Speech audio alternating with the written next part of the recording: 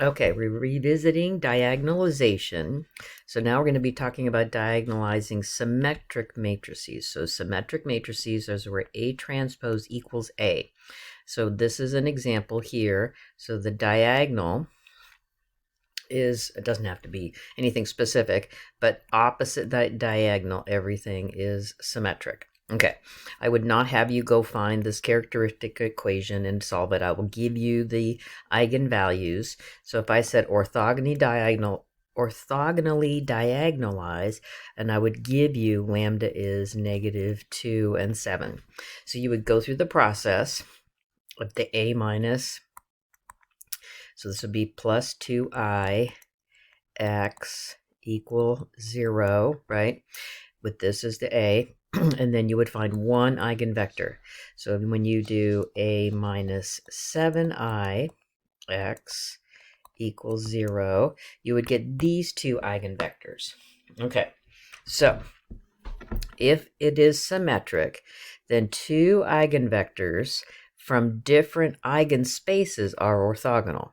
So these two, this one and this one, would be orthogonal. If you did the dot product, they're 0.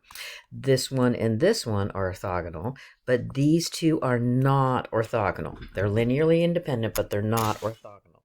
So how do we do that? Well, we use the Gram-Schmidt process. That will help us make these two orthogonal. So I'm going to pick the easier of the two to be V1.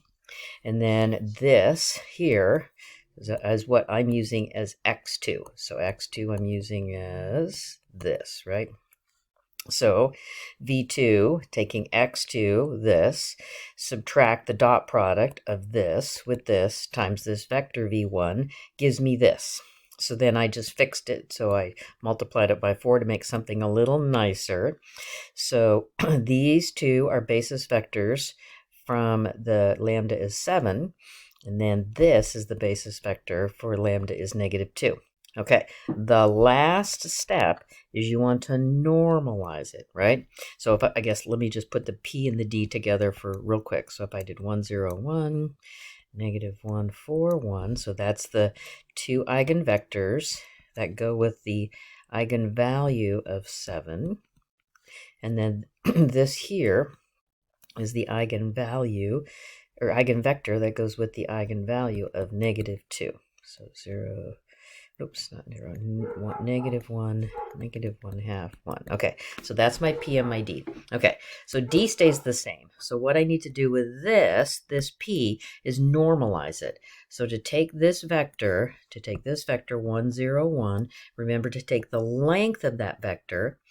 So I'll just call it, I don't know, just A. The length of A is the square root of 1 plus 0 squared plus 1. So you take each of the components and square it, so I get a root 2. So that has length root 2. So I divide each of the entries by root 2. This has length root 18, and this has length 9, or root 9, which is 3. Okay, so let's go and do one all the way through. Okay, so if it says orthogonally diagonalize and then normalize, and I have 3 by 3, for sure I would give you the eigenvalue. Okay, so if I want to do the lambda is 10, I would take A minus 10i x equals 0.